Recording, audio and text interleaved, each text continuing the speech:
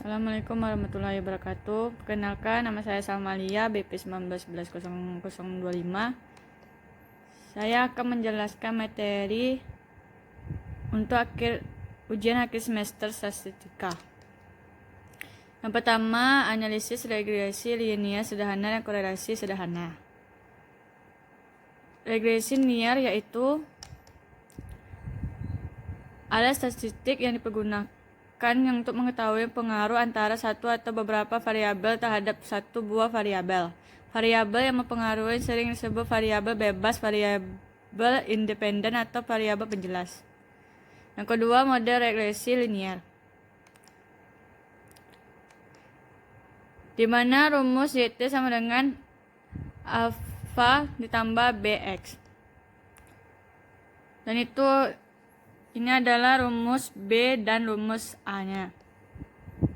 Selanjutnya, analisis regresi, yaitu bagaimana hubungan fungsional yang menghubungkan antara dua kejadian atau persamaan matematis yang menghubungkan hubungan di antara dua kejadian tersebut. Korelasi yaitu suatu statistik yang digunakan untuk mengukur kekuatan hubungan dua variabel dan juga untuk dapat mengetahui bentuk hubungan antara dua variabel tersebut dengan hasil yang sifatnya kuantitatif.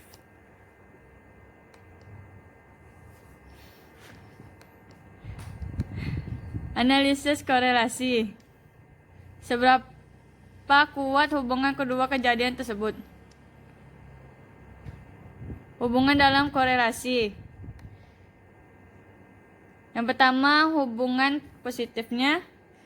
Terdapat hubungan di antara dua variabel jika variabel bebas X naik, maka variabel terikat Y juga naik. Yang kedua, hubungan negatifnya, yaitu terdapat hubungan di antara dua variabel jika variabel bebas naik X, maka variabel terikat Y turun. Yang ketiga, tidak ada hubungan atau tidak ada korelasi, yaitu kedua variabel bebas X dan terikat Y tidak menunjukkan adanya hubungan. Yang keempat, hubungan sempurna, yaitu apabila kenaikan atau penurunan variabel bebas X membanding dengan kenaikan atau penurunan variabel lainnya Y. Selanjutnya, variabel dalam regresi dan korelasi. Itu dibagi dua, yaitu variabel bebas, yaitu variabel yang nilainya tidak tergantung pada variabel lainnya. Variabel ini digunakan untuk meramalkan atau menerangkan nilai variabel yang lain Y. Yang kedua, variabel terikat, pada variabel yang nilai-nilainya yang bergantung pada variabel lainnya atau X. Variabel ini digunakan untuk meramalkan atau diterangkan dengan nilai lainnya. Selanjutnya, koefisien korelasi dibagi tiga, yaitu metode least square, metode produk momen, dan metode determinasi. Oke, selanjutnya contoh soal dan pembahasannya. Dan ini adalah contoh soalnya. Data dengan variabel X adalah umur mobil dan Y-nya adalah harganya. Dan ini pembahasannya, bakti sima X-nya yaitu adalah total X-nya 58, sigma Y-nya yaitu total Y-nya 975, sigma XY-nya itu dijumlahkan semua XY-nya yaitu 4732 dan sigma X kuadratnya 326.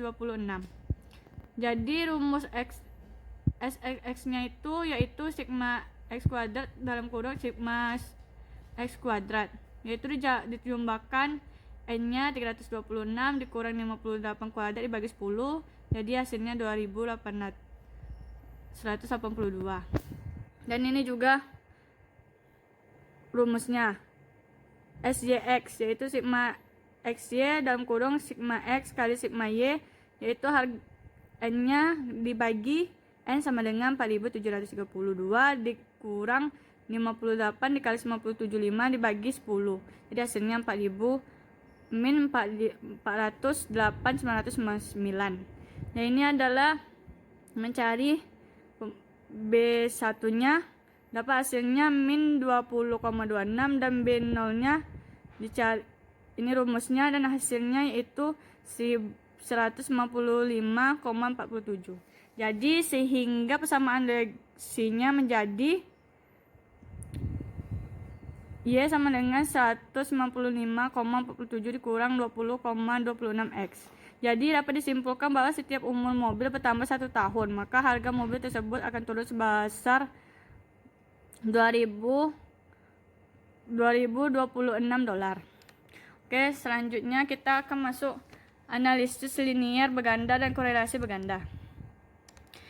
Definisi dan tujuannya yaitu merupakan angka yang menunjukkan arah dan kuatnya hubungan antara dua variabel secara bersama-sama dan atau lebih variabel yang lainnya. Ini adalah rumusnya. Selanjutnya, pedoman memberikan interpretasi koefisien korelasi. Ini adalah data interval koefisiennya dan tingkat hubungannya. Nah, setelah itu, pengujian hipotesis, yaitu pengujian hipotesis ini yang H0-nya tidak ada hubungan antara X1, X2 dan sebagainya secara bersama-sama terhadap Y.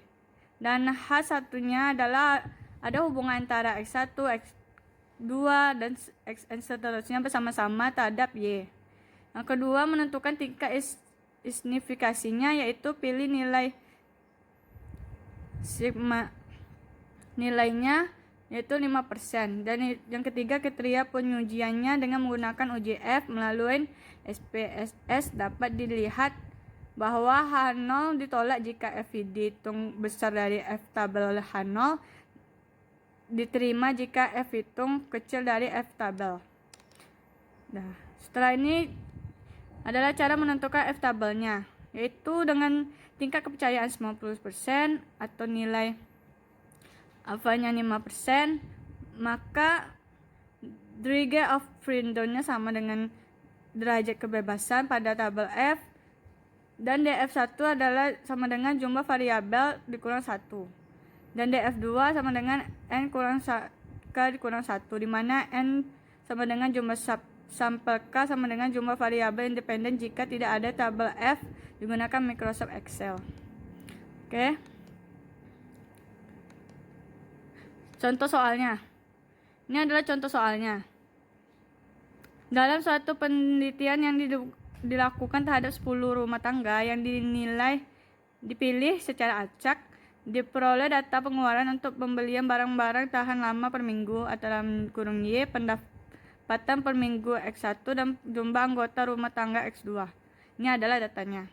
Jika seandainya rumah tangga punya X1 dan X2 masing-masing 11 dan 8, berapa besar nilai Y-nya? Berarti berapa ratus rumah tangga yang bersangkutan mengeluarkan biaya untuk pembelian barang-barang tahan lama. Nah, ini adalah pembahasannya. Nah, kita datakan semua, yaitu Y, X1, X2, X1 kuadratnya dan seterusnya sampai X kuadrat X2 dikali Y. Dan kita cari nilai A-nya. Setelah itu kita cari B-nya dan nilai H-nya. Dan B-nya itu dijumlahkan nilai dengan nilai A-nya dan nilai H-nya. Jadi B-nya itu dapat segini. Setelah itu dari hasil penghitungan di atas, Y sama dengan 5,233 ditambah 3,221 X1 ditambah 0,451 X2. Jadi dapat disimpulkan setiap kenaikan pendapatan per minggu sebesar 1.000, maka akan menaikkan pengeluaran untuk pembelian barang-barang tahan lama per minggu sebesar 322,1 dengan asumsi jumlah anggota rumah tangga konstan atau tetap. Jadi jumlah anggota rumah tangga bertambah 1 orang, maka akan menaikkan pengeluaran pembayaran tahan lama per minggu sebesar 45,1. Asumsi pendapatan per minggu konstan atau tetap. Jadi, suatu rumah tangga memiliki pendapatan per minggu sebesar 11.000 dengan anggota rumah tangga sebanyak 8 orang, maka pengeluaran pembelian barang-barang tanaman per minggu sebesar 4.427,2. Nah, selanjutnya kita masuk analisis data berkala. Definisi sini adalah pengumpulan data dari waktu ke waktu untuk menggambarkan perubahan atau pengembangan atau kecenderungan suatu keadaan atau kegiatan dan peristiwa. Data pengumpulan data berkala dibagi 4, yaitu tren jangka panjang merupakan suatu gerakan yang menunjukkan perkembangan atas kecenderungan secara umum dari data berkala dalam jangka waktu yang panjang. Yang kedua, gerakan siklis. Gerakan naik turun sekitar garis tren dalam jangka waktu yang panjang. Yang ketiga, gerakan musiman, yaitu gerakan yang mempunyai pola tetap yang berulang-ulang dan regular dengan periode waktu yang pendek, yaitu 1 tahun atau kurang. Yang keempat, gerakan tak beraturan. Gerakan yang bersifat prodadis atau gerakan dengan pola yang tidak teratur dan tidak dapat diperkirakan dengan terjadi dalam waktu singkat. Selanjutnya, metode penentuan persamaan tren linier.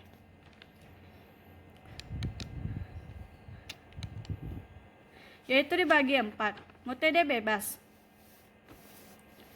Diberikan kebebasan sepenuhnya menggambarkan garis tren berupa garis lurus yang terletak antara titik-titik yang diperlihatkan oleh data asli. Yang kedua, metode setengah rata-rata. Membagi dua kumpulan data-data sama banyak dan selanjutnya dari mean atau nilai rata-ratanya. Maksudnya dicari nilai rata-ratanya. Yang ketiga, metode rata-rata bergerak, yaitu di mana setelah dihitung rata-ratanya diikuti gerakan satu periode ke belakangnya. Yang keempat, metode kuadrat kecil. Digunakan untuk persamaan tren dan untuk menentukan nilai A dan B dari bentuk umum persamaan tren. Selanjutnya ini adalah contoh soalnya. Ini adalah data ramalan penjualanan metode least square. Data penjualan ini yaitu PT Gallo dari tahun 1995 sampai 1995. Nah, ini datanya. Dan kita akan mencari pembahasannya. Itu kita buat tabelnya. Nah, setelah itu mencari nilai A dan B-nya. Nilai A-nya itu 760 dibagi 5 sama dengan 152. Dan nilai B-nya 100 dibagi 10 sama dengan 10. Jadi untuk mengetahui nilai A dan variabel A dan B, maka persamaan trennya yaitu Y sama dengan 152 ditambah 10X. Jadi fungsi Y di atas, maka nilai tren dari 1955 sampai 1959 dapat diketahui dengan dari tabel tersebut. Yang ini. Oke, selanjutnya distribusi normal. Definisinya yaitu salah satu jenis distribusi yang variabel acak yang kontinu terdapat kurva atau grafik yang digambarkan menyerupai bentuk lonceng. Ini adalah rumusnya. Setelah itu sifat distribusi normal. Yang pertama, grafik simetri terdapat garis tegak X sama dengan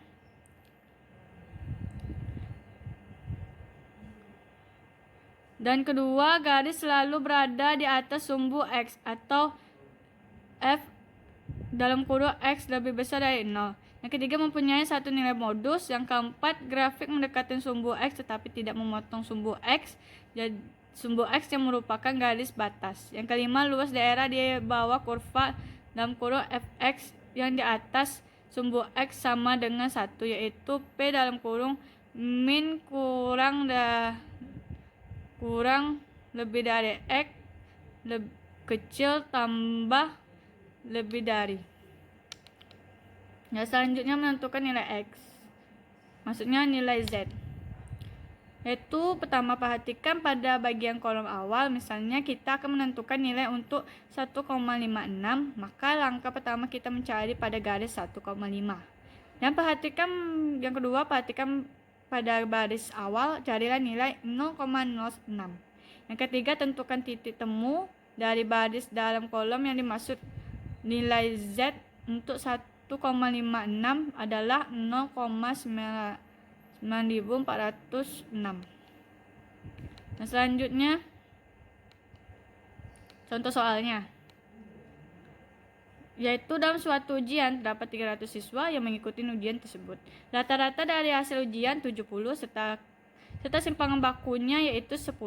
Jika data nilai hasil ujian tersebut distribusi normal, maka berapa persen mahasiswa yang dapat nilai A? Jika syarat mendapatkan nilai A yaitu lebih dari 85. Dan ini pembahasannya.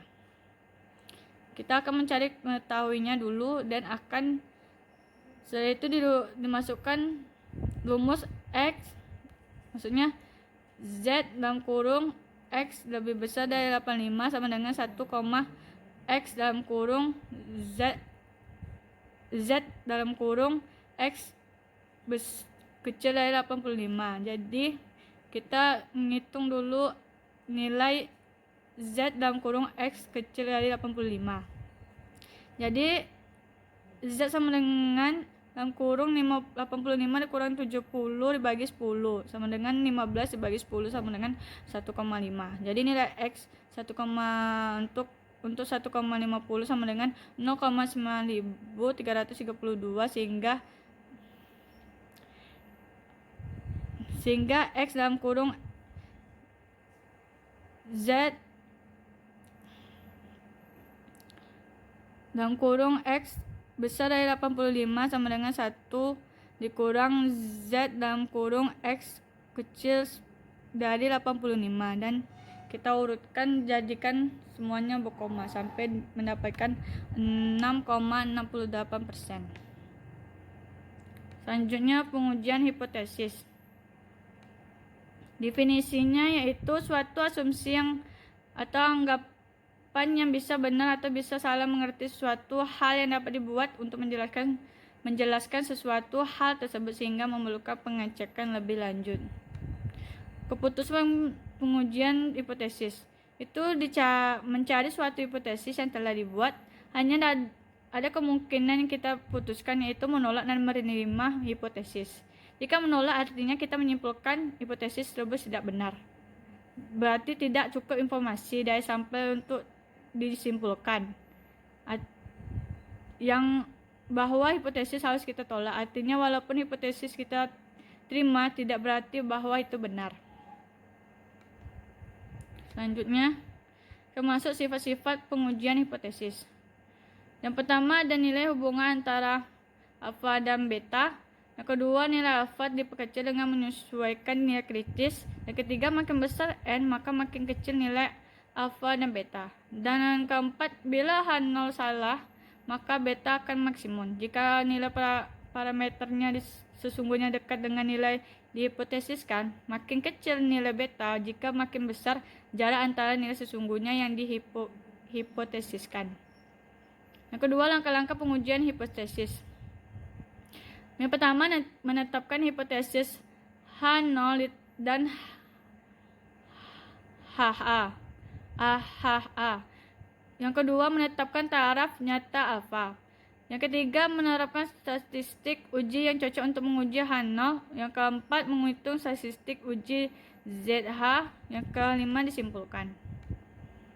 Oke, selanjutnya contoh soalnya, yaitu seseorang berpendapat bahwa rata-rata jam kerja buruh di daerah A dan B sama dengan relatif A lebih besar daripada B. Untuk itu, diambil sampel dari kedua daerah masing-masing 100 dan 70 dengan rata-rata simpangan baku 38 dan 9 jam per minggu serta 35 dan 7 jam per minggu. Uji pendapat tersebut dengan taraf nyata 5% untuk variansi atau simpangan baku kedua populasi sama besar. Nah, ini adalah pembahasannya.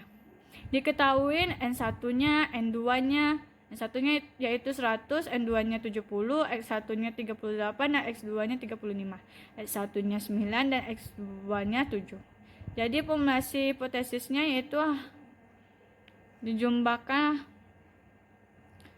H0 dan H1-nya, dan taraf nyata dan nilai tabelnya yaitu alfa 5% dijadikan 0,05 dan Z 0,05 yaitu 1,64. Nah, kita uji kriteria pengujiannya. Jika H0 diterima jika Z0-nya kecil dari 1,64, kalau H0-nya ditolak jika Z0-nya besar dari 1,64. Dan kita cari pakai rumus S-nya sama dengan akar S1 kuadrat per N1 ditambah S2 kuadrat per N2. Jadi kita masukkan semua angkanya dan dapat jadi hasilnya 1,23, dan X0-nya yaitu X bar 1 dikurang X bar 2 per X1 dikurang X2. Jadi dijumlahkan semuanya jadi 2,44. Jadi kesimpulannya, karena X0-nya sama dengan 2,44 besar dari X0,05 jadi sama dengan 1,64, maka H0 ditolak. Jadi rata-rata jam kerja buruh di daerah A dan daerah B ya tidak sama. Nah, terima kasih telah menonton materi yang saya terangkan. Apabila saya ada kesalahan perkataan yang ada yang kurang mengerti dari apa yang saya ucapkan, saya mohon maaf dan saya masih baru belajar. Assalamualaikum warahmatullahi wabarakatuh.